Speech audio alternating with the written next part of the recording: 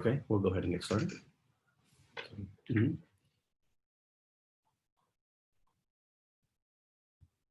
Okay. Thank you for joining us for the C3 conference. This is the 9th annual C3 conference, and in 2020, it's completely virtual. It is my privilege and honor to introduce Archbishop Jose Gomez, who will lead us in opening prayer, and welcome. Good morning to everyone, and welcome to the C3 Virtual Conference 2020. I want to welcome all of you to our first virtual C3 conference. We are grateful to our partners, Sprint and T-Mobile, for helping make this innovative communication collaboration possible. As we know, we are living in very challenging times. The coronavirus pandemic has claimed thousands of lives and devastated our economy, our society, and our institutions. But the church has a special duty in this moment, as the church has always played a role throughout history in healing and ministering to people in times of plague and famine and epidemics. Obviously, in this new moment, we need to think deeply about how we use digital technology and virtual solutions. Now, more than ever, how we communicate is so important. As we know, coming together in person, face-to-face, is now much more complicated. So we face big questions. What is the best way to reach people? How do we gather to teach, to share the faith, to build fellowship? How can we create a society where all people have equal access to the means of communication? And of course, we know that our purpose in using these technologies is to bring people to Jesus and to know and feel his loving presence in their lives. So I look forward to our conversation during these next 2 days. And as we begin, let us settle our hearts and minds and ask Jesus Christ to be with us. So let us pray. God our Father, you spoke your word to us through the prophets and through your Son, Jesus Christ. Grant us courage and creativity to bring your word of truth to people today, to tell all the world the good news of your mercy and salvation, to proclaim the sanctity and dignity of the human person, and your plan for our lives and for creation. Bless all those taking part in this C3 conference. Bless their ministries and bless their families. Give us the grace and the strength to stay close to Jesus and Mary, our Blessed Mother, and grant us your peace. Amen. In the name of the Father, and the Son, and the Holy Spirit. Amen. So now I have the pleasure of introducing Mr. David Besant, who is the Vice President of the T-Mobile USA. We are happy that he is with us today and look forward to our partnership with T-Mobile in the future. David, welcome. Thank you very much. I'm really humbled to be able to have an opportunity to be on with you. Can you hear me okay? I just want to check, Archbishop Gomez. Yeah, I'm okay. Okay, great. Hopefully everyone can hear me and see me okay.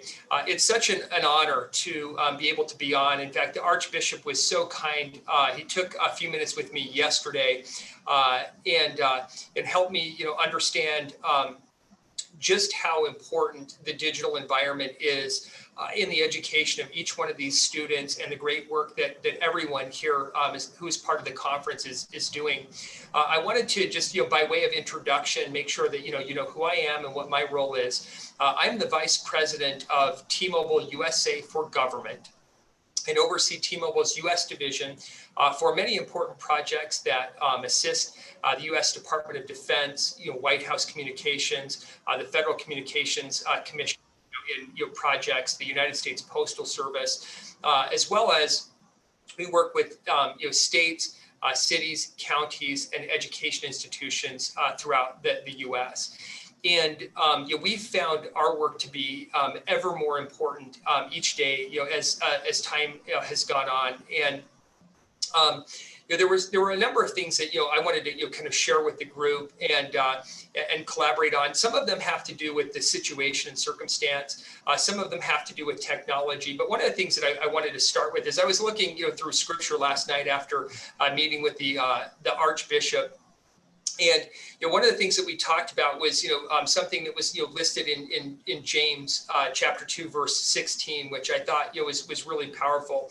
And it talks about if someone is in need and we say to them, go in peace, be warm, be fed, but we don't give them clothing, or we don't give them food, or we don't provide substance, what good is it? Is the question that it asks us in scripture. And so one of the things that I just want to make sure that T-Mobile is doing as part of our commitment to partnering with the Archdiocese is that we are actually doing something that's material that will make a difference. And one of the things that was brought to my attention is that there's still a gap of 500 to 1,000 connections that that there is help needed. And T-Mobile is going to be launching several programs, by the way. And those programs are designed to help youth who lack connectivity in really critical needs and really critical infrastructure times. And so while we don't have all of the components completely bolted down to some of these programs that are set to launch here at the end of this month, we will be working very closely with the Archbishop and each one of the institutions to help find a way to literally deliver that internet connectivity for those 500 to 1,000. So you have my commitment as a big part of that. And I wanted to just kind of lead off and start there. The other thing I wanted to talk about, I don't know if they need me to share the screen, or if we had the presentation up that wanted to be shared on the technology side. Did we decide how we want to do that? And the reason I ask is that I joined from a computer connection where I do not have the presentation handy. Rochelle, I don't know if you have it where it could be popped up and shared. And if not, it's okay. I can email that out and just talk through that with the group as well.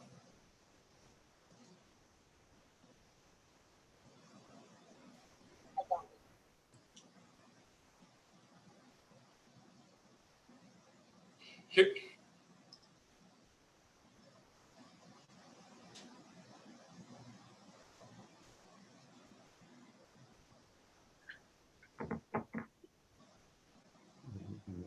Yeah. David, hi. We don't have that set up for you. No problem. Okay, got you. Apologies that I've joined from a computer that I do not have the presentation loaded on. Looks like Rochelle is sharing it. So there we go. We've got it. Little teamwork. Thank you for your patience with us. And by the way, the coolest thing, that's the power of technology, right there, is that each one of us can work and collaborate. Rochelle's in Los Angeles. I'm coming to you live from Utah today. And this is the beauty of Learn Anywhere technology. And you look at this video platform and look at how high quality the video definition is in this platform. One of the things we're really excited about is to provide internet connectivity and voice connectivity that's high speed data. And so in the introduction you may have heard that the name Sprint and the name T-Mobile were both mentioned as part of the presentation, yet I'm the only presenter here giving this this instruction from T-Mobile. The reason why, in case you weren't familiar, is that T-Mobile and Sprint have joined forces into one company. And this is really significant in terms of what's happened, because it gives us unparalleled spectrum access and wireless connectivity, both from cell sites, but both from over-the-air capability and back-end infrastructure and capacity. The combination of these two companies will give us 14 times the prior capacity to be able to go through and deliver internet content and be able to do so at high speeds, high bit rate, where you see high quality video and transactions. When you are emailing or texting pictures, or any type of interchange, this is the new modern technology, and T-Mobile is in an unprecedented position to be able to do that. And so, Rochelle, if you'll go to the next slide, I want to just share, with the group, some of the things that are behind those components. the number one thing is that you need a network that's going to work. And what's really important about a network infrastructure is that it not only has to work outside of the home, but today in a learning environment, the network infrastructure needs to work inside of a home. And, it's really remarkable that wireless technology functions at all, that the physics of it work. Each one of us have air that we breathe every single day, and it's life-sustaining to the human body. And that same air is used to transmit zeros and ones or binary code invisibly to a piece of metal, glass, and plastic, and have that essentially decode into information, into bits and bytes. And that happens through the wireless network, or that's from a cell tower to whatever the end component of distribution is. And so when you take all of Sprint's towers, all of T-Mobile's towers, and if those of you who are familiar in the Southern California market about a company called Metro PCS, when you take all of those together and put them into one company, you have a really unparalleled and unprecedented network to rely upon.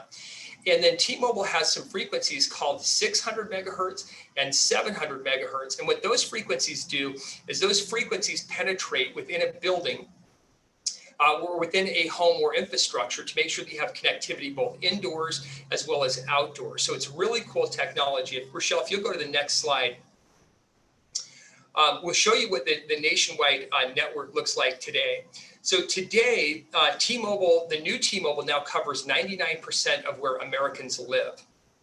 That's certainly a higher index in Southern California than it is, as you can imagine, in some of the more rural parts of the United States of America. We cover 327 million people with high-speed 4G LTE connectivity. And when you look at that, there's about 330 million Americans. So there's about 3 million people who would not have living access to our coverage throughout the US. This is a very, very good statistic in terms of getting access and being able to take advantage of this. T-Mobile now covers also 225 million Americans by 5th generation technology. And if some of you hear the buzzword 5G and you're not sure exactly what that means, really good throughput speeds today on a smartphone or a hotspot would be around 40 megabits per second. And that would give you a pretty nice experience, very similar to what you're seeing today with me live on video and the Archbishop on video. With 5G, 5th generation technology, we anticipate in the next few years that those throughput speeds will be 400 megabits per second. And that's really incredible if you think about autonomous driving vehicles that require high-speed connectivity to go with them. It provides you, access to mobile experiences that really haven't been seen before. And so we're excited to be able to do this. And currently, if you have fixed communications inside your home, the end goal of 5G is that you'll no longer have to have a cable or wires buried and then drilled into the home, that you'd be able to have those same high-speed connections and have them just be where you plug in a device, and then that device broadcasts wireless communications very seamlessly with less back-end infrastructure. And so that's really one of the goals of this. Rochelle, if you'd go to the next slide. So one of our big passions has been to help students connect. Archbishop Gomez, I thought, said it so powerfully right when he started off, of how we're in unprecedented times right now, and how critical every single household and every single family is. Anywhere from people feeling isolated to being worried about their work or their future, to how many parents have new respect for teachers. I know that I certainly do at the Bezant household. I've got 3 young kids, and now suddenly our teacher has certainly raised in our appreciation level as we've tried to help our own kids and learn some of these things that many of you who are teachers and instructors have been doing for years so beautifully. And so we have a newfound appreciation for that because we're now part of that in-home experience.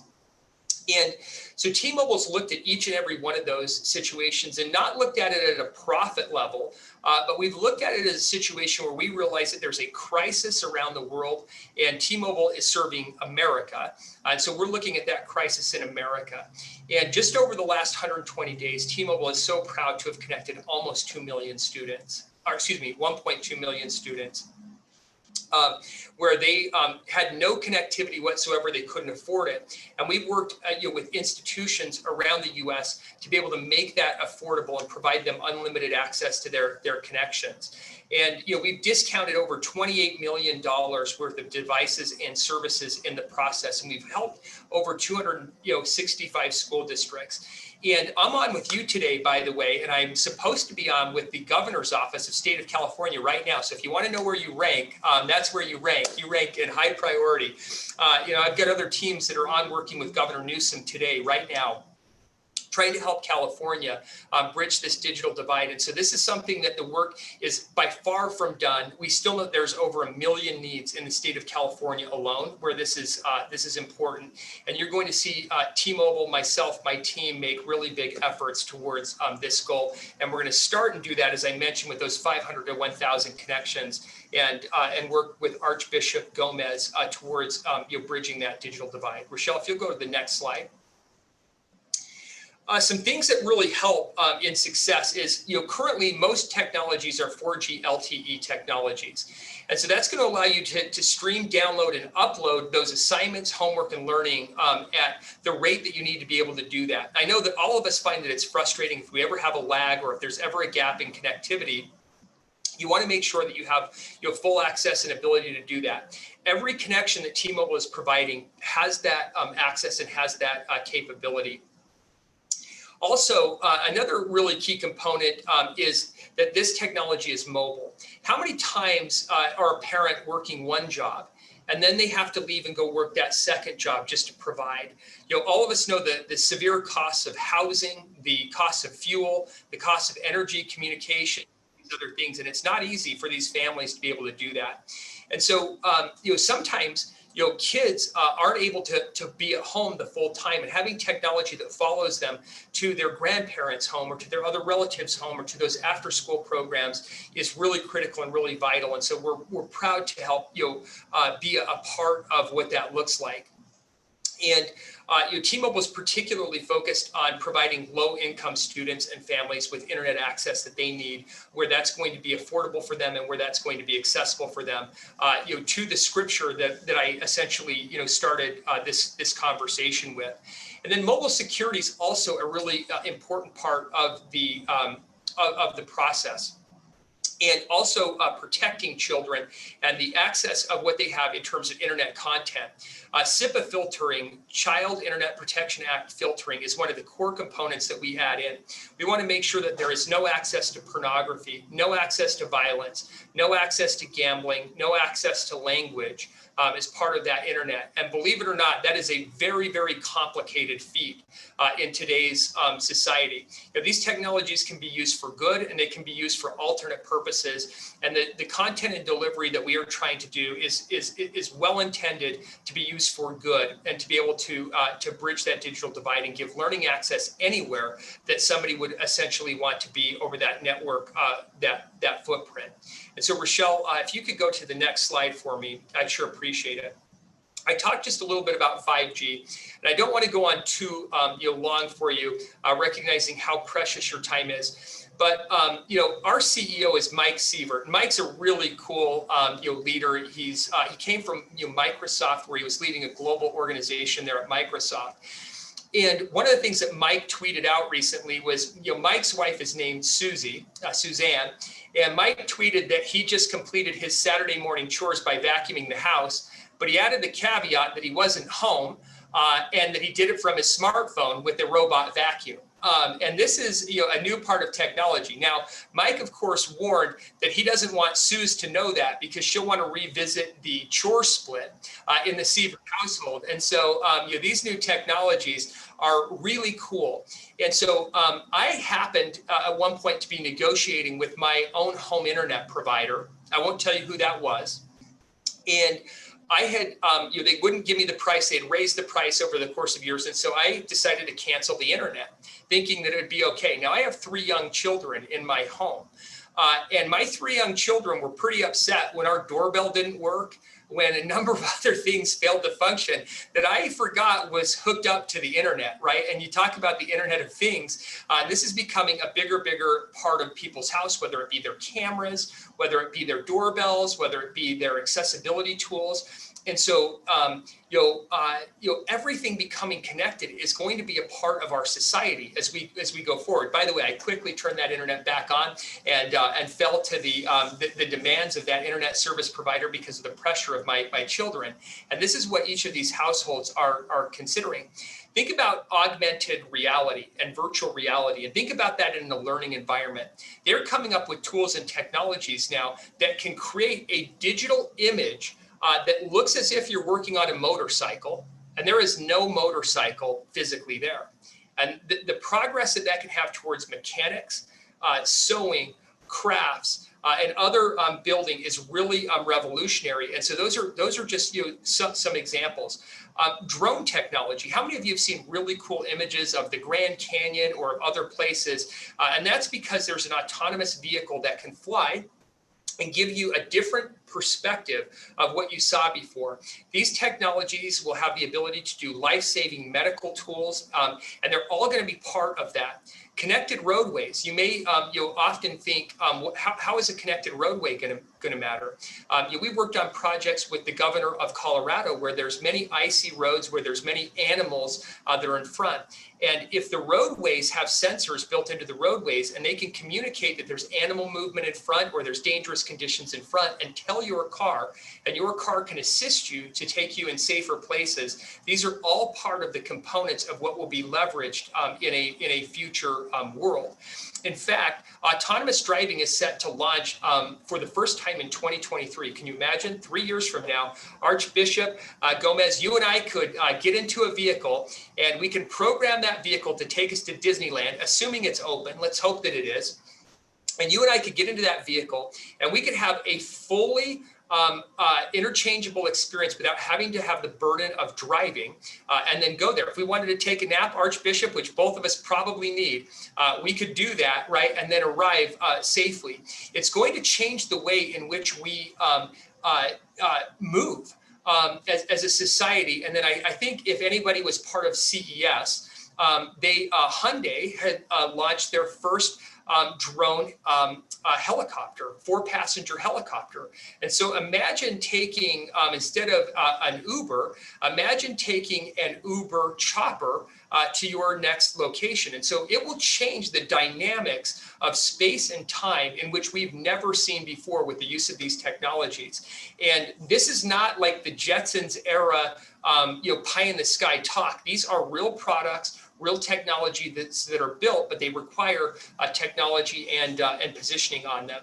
And then one final thing, just in terms of sensors, in terms of automation and those types of things, the Industrial Revolution will be a really big part of that. And so we're talking about teaching kids, right?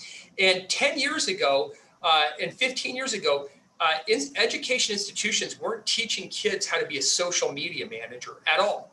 They were not talking about how to spread the gospel through digital technology and doing missionary work through those tools and functions. But today, look at Uber, look at Lyft, look at Twitter, look at these tools that never even existed, and what a big part of society and what a big part of those communication tools are. And so as we're preparing kids, what you're doing is you are setting them up for success with digital knowledge, digital identification, the ability to do research and fact check, and to be able to do that from anywhere. And then you're going to be able to set them up for what the next 15 years will hold. And some of this we don't know yet, right? And this will be part of the evolutionary, window of where God essentially reveals those technologies, and then they can be used for good. And so it's really, really exciting to see, essentially what will happen, and a big part of what we do. Rochelle, I've gone on too long. Let's make sure that we're thoughtful of the team's time. What I do want you to know in summary is how humbled and how appreciative we are with the opportunity to serve each one of you. We are far from perfect.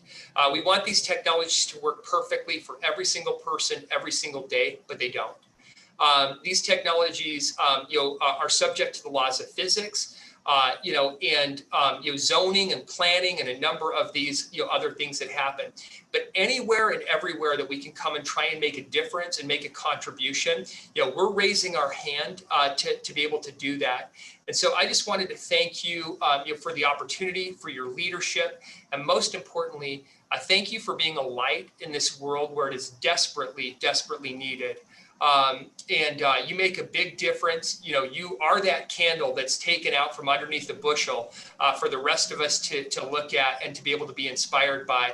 And the generations that you're raising through your education, we feel are the same way. And so I appreciate you letting me come on, and I'm happy to field any questions or comments if there are any. David, thank you very much for your presentation, and especially for our partnership. I think it's very important nowadays, and it is a great blessing for our families, our parishes, and the schools, especially being able to have make this with your leadership, the internet accessible to all. This is, as I mentioned to you yesterday, something that I've been talking about for the last 10 years, and finally we're getting to the point. And by the way, also thank you, because now my iPad is going to be able to have 5G. So thank you. We've got a lot to, Archbishop, we've got to make sure we're taking really good care of you. And if that thing doesn't work perfectly, you let us know. It's our job to get down and make sure that you have the access. You're way too important.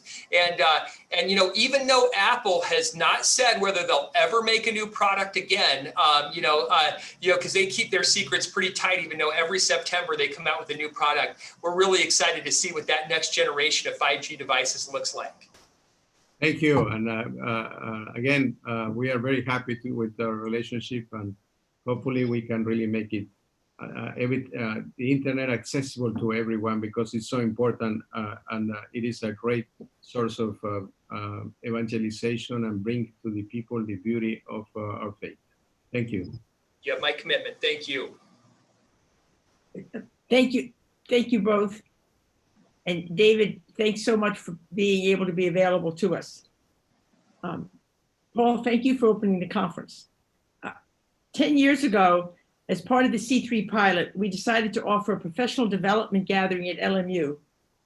Over 100 persons came. We were amazed. I remember saying to Dave Moore, who's celebrating 51 years working with technology in the Archdiocese, wow, we will need to call this a conference next year. And so the tech conference became what it is. But Dave, I suspect even you would not have guessed that 10 years later, necessity would require a virtual conference. And we would have used our Sprint and now T-Mobile relationship to be able to do not just a virtual conference, but one with over 2,000 persons registered. Right. When the committee was deciding how to open today with the theme, listen, share, network, and learn, they wanted someone who could speak from real experience in ministry, using technology from choice and necessity to achieve special results. We convinced Sister Ann Carla Costella that hers was the correct voice. She knew the Archdiocese. She grew up at St. Lawrence Martyr, St. Pascal Ballin, and La Relena High School. She served as an educator and was vicar for women religious for the Archdiocese from 2004 to 2010. As provincial superior for the Sisters of Notre Dame for the last 10 years, she introduced technology by choice and necessity to bring their missions and scattered ministries together around the world, something she thought would be in her memory basket when she came back to the ACC just last month to succeed Sister Mary Elizabeth Galt as chancellor, with responsibility for numerous departments and ministries. But instead of meeting with all her constituencies at conference tables over coffee, as she had planned, she has been Zooming nearly full time. We watch her every day, living the new COVID virtual reality. So now what better person than she to offer her perspective to open this day where we again are all here to listen, share, network, and learn from each other, but all in the virtual mode. Sister Ann Carla, welcome and thanks for saying yes. Thank you, March. I don't know if David is still on, but thank you. I think David, think David is gone. We'll send his Good, thanks. okay, anyway, And he's extremely responsive to email, so we'll give you. all so right, you can good, connect. good. Well, I just wanted to say thanks to him and T-Mobile Sprint for this wonderful opportunity for us to continue to try to meet the needs of our people. I returned to ministry in the Archdiocese as chancellor, as Marge said, less than a month ago. Actually, tomorrow it will be 1 month. And I am grateful for this opportunity to introduce myself to you with whom I share the mission of Jesus. And also to share how technology has really been a lifesaver for me as I undertake this new ministry. Now, I have some groundwork to lay before we start. My first disclaimer, I am not a technology guru. I learned through trial and error with special emphasis on the error part. But I once read or heard, I don't remember where, a quote that has ebbed and flowed through my life that seems to have landed with me and with us squarely where all of us are at the intersection of pandemic and technology. Here's the quote. Necessity pushes us where virtue never led us. Necessity pushes us where virtue never led us. And so, standing at this intersection of pandemic and technology, I humbly would like to offer an alternative name to this conference. How about the Necessity Pushes Us Where Virtue Never Led Us conference? Or, if you like acronyms, the NPU WVN LU conference, for reasons which are based on the reality in which we now find ourselves. The pandemic has added new phrases to our everyday vocabulary, and we heard it this morning 3 times at least. Phrases like unprecedented times. The Archbishop said it at least once, and David said it at least twice. So we've heard it so often during the past 6 months. And maybe we have different reactions to hearing it. Like, do we really need to be reminded? Yeah, maybe we do, because things are definitely not the same and we forget.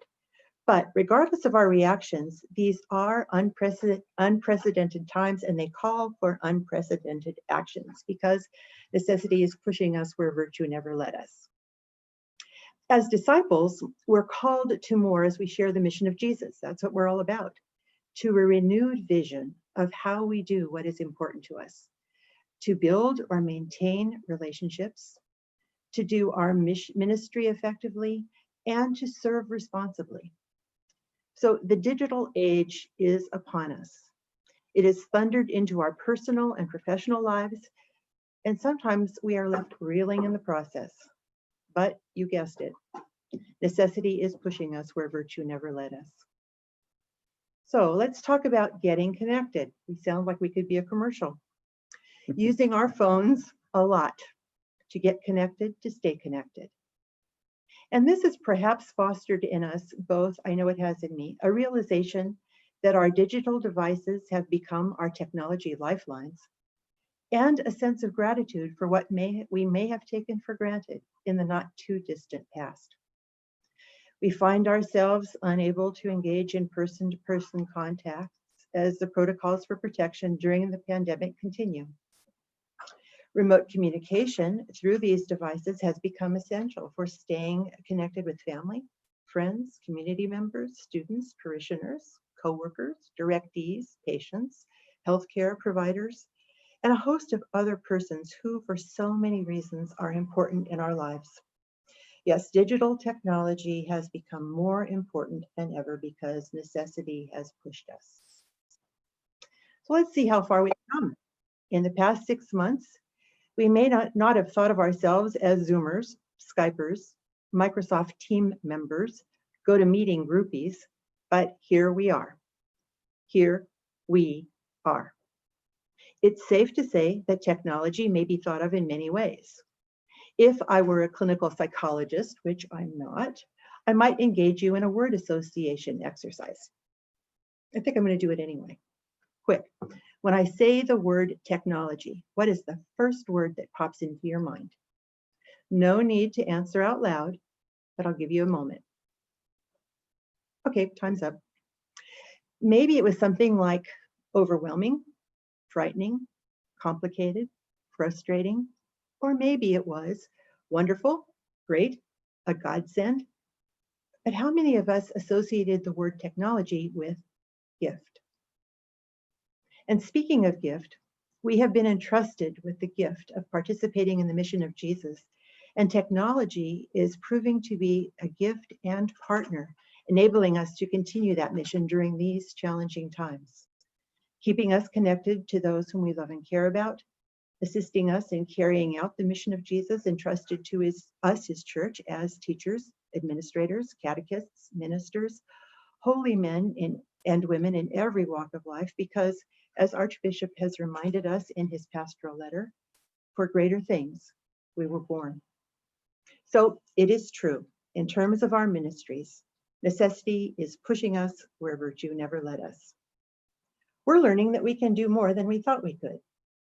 Necessity has pushed us where perhaps we would rather have stayed in our technology or lack of same comfort zones.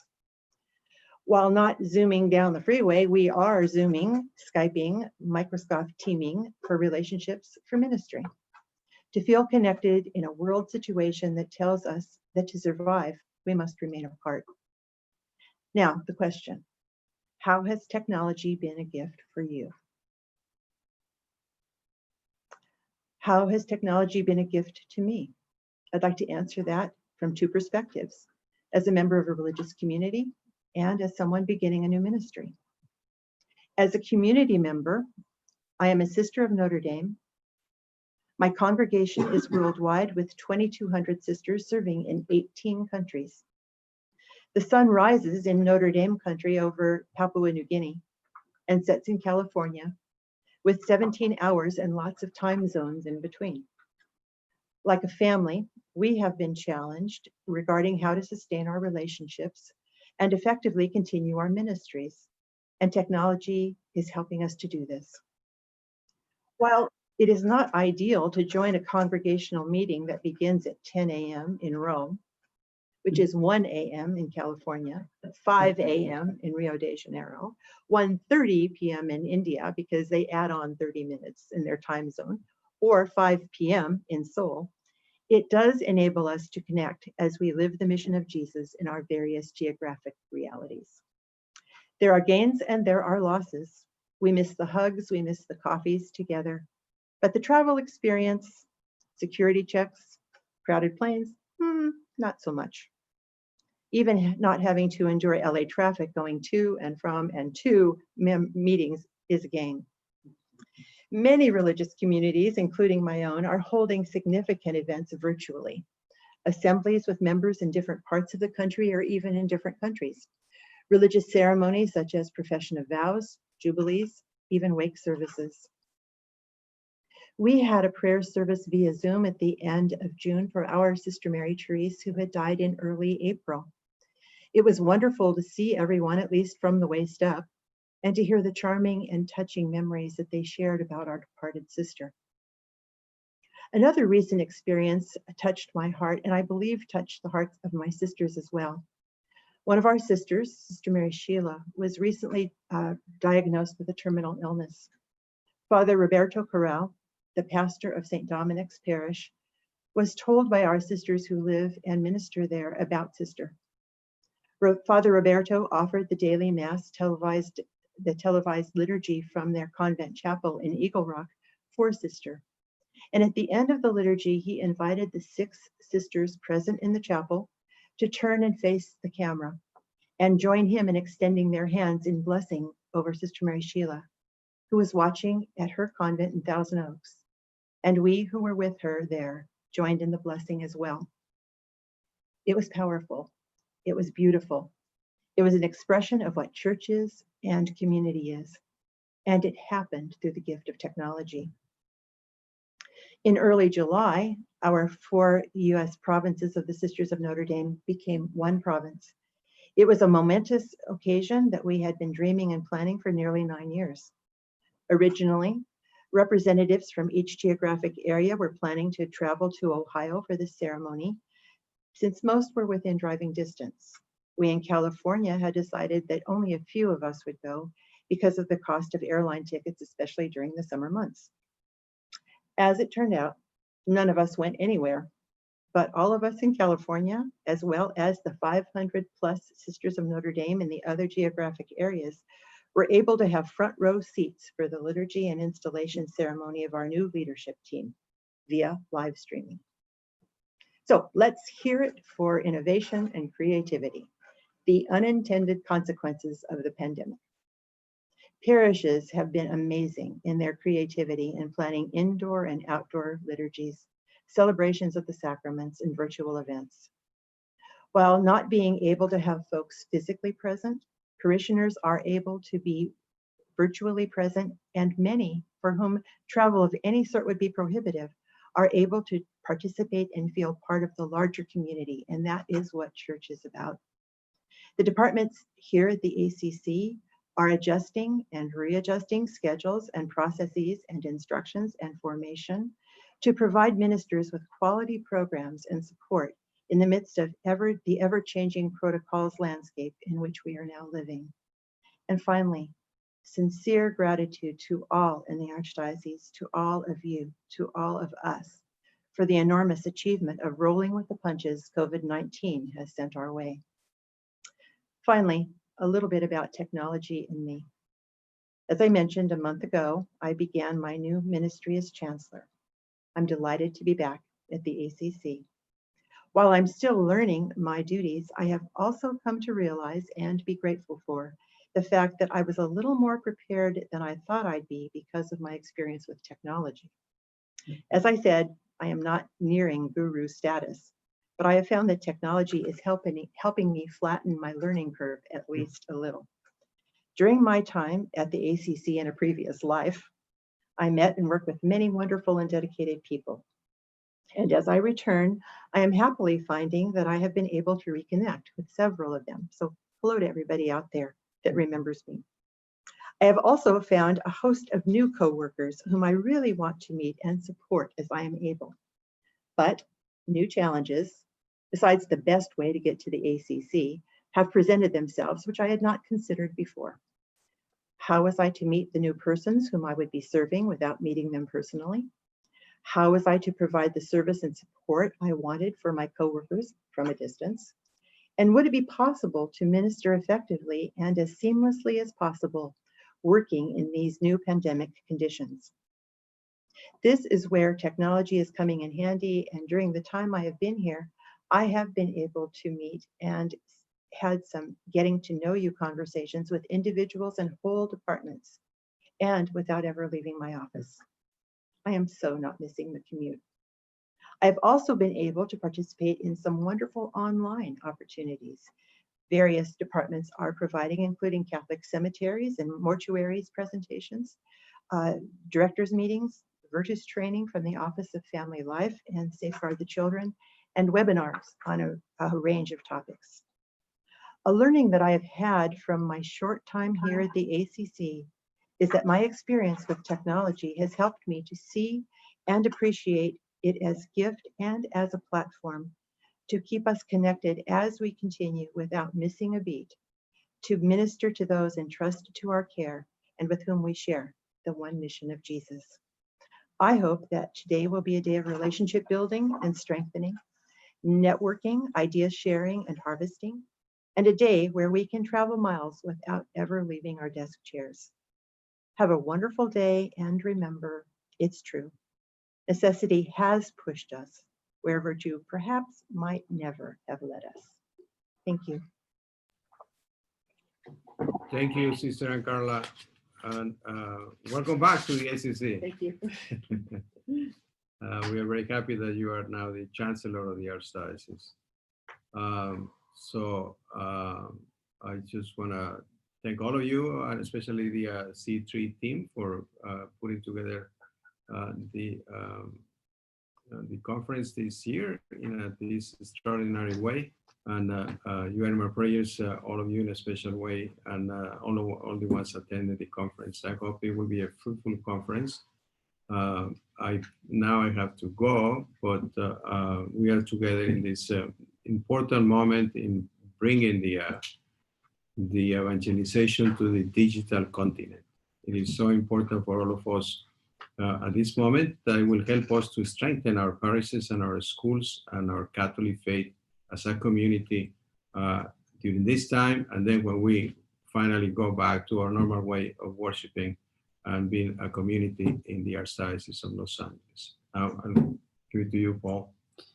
Thank you so much. On behalf of C3, I'd like to thank you, Archbishop Gomez, Mr. David Bizant, and Sister Ann Carla for such a terrific opening to such a monumental conference that we'll have under these times. It's definitely going to be special.